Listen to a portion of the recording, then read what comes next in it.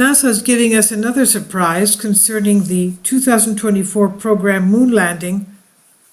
The Artemis mission is in critical problems after severe funding cuts.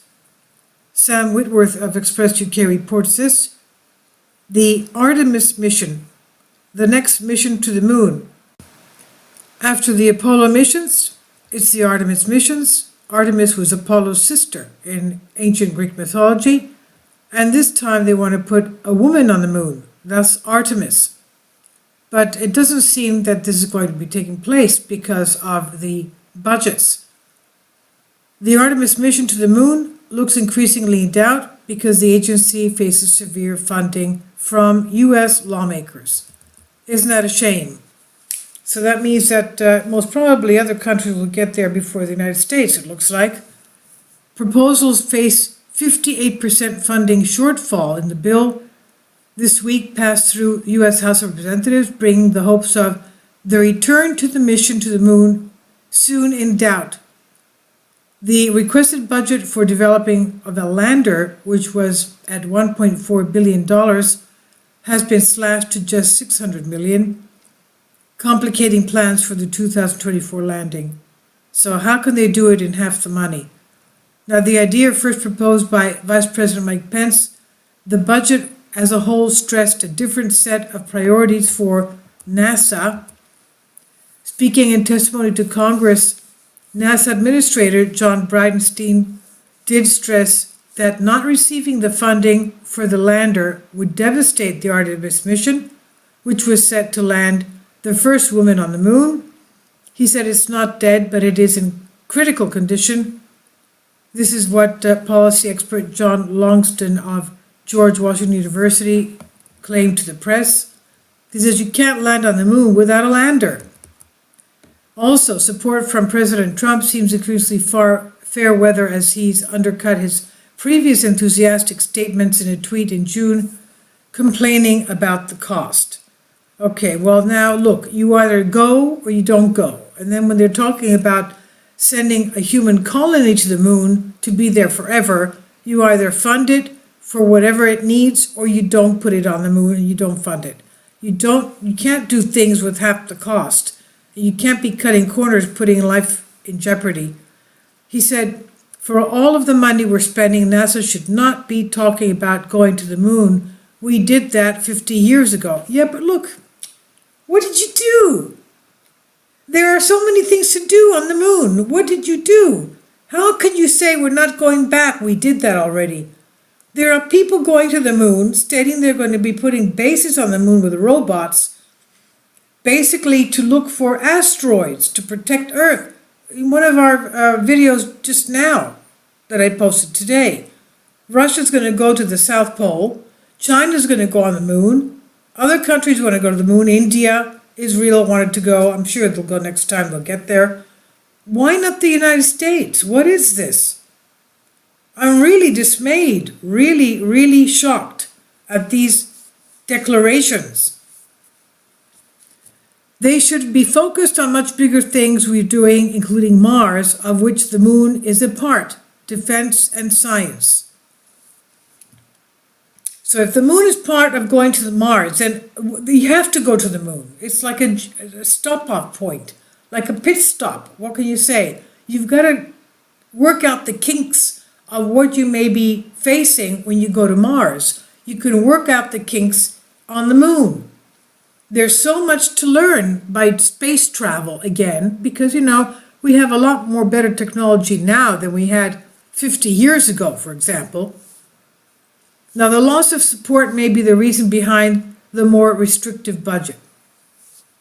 As it stands, the budget needs to gain Senate approval, and the agency is not able to spend 40% of its allotted budget until it submits detailed reports on all of Artemis's expenses by February. Well, of course it has to submit detailed reports.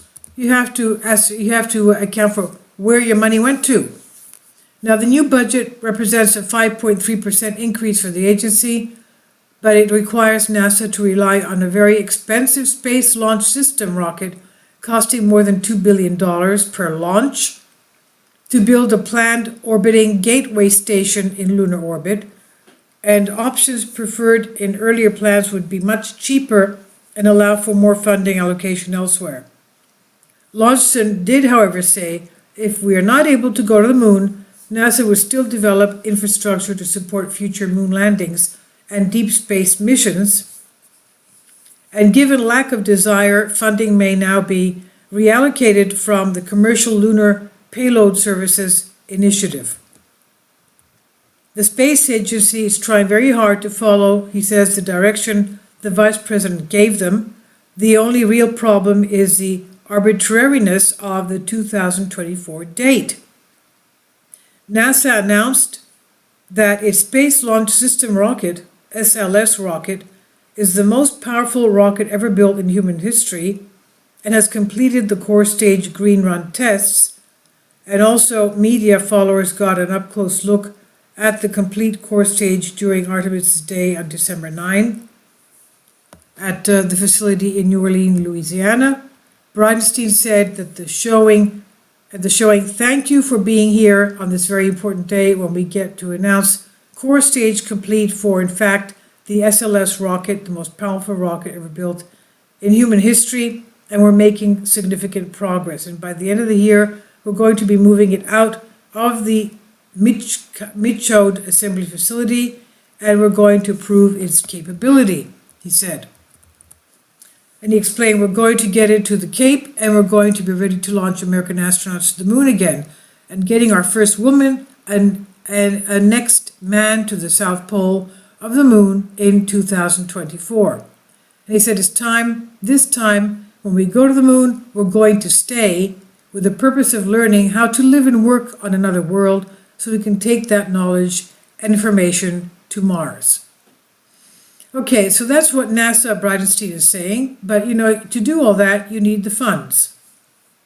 Or you have to find another technology that's cheaper for you to use. I don't know what the solution is, but obviously you need money to get up there. This is on Express UK.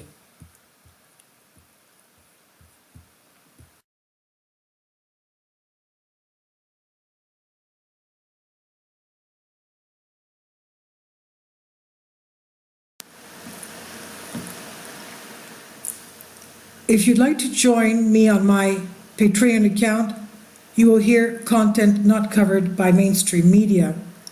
These riveting stories will be based on my research, and I will state my opinions and give my personal insight on diverse and controversial subjects and world events not covered by mainstream media, and not supported by YouTube guidelines. So whatever I have on my Patreon, most of those will not be on my YouTube channel. Please consider becoming a member today. More of the most significant and important videos will be on my Patreon channel. Your support helps me to continue my research and keeps this YouTube channel alive.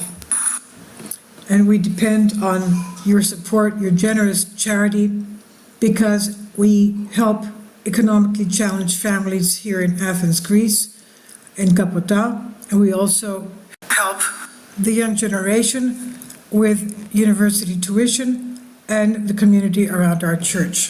Thank you.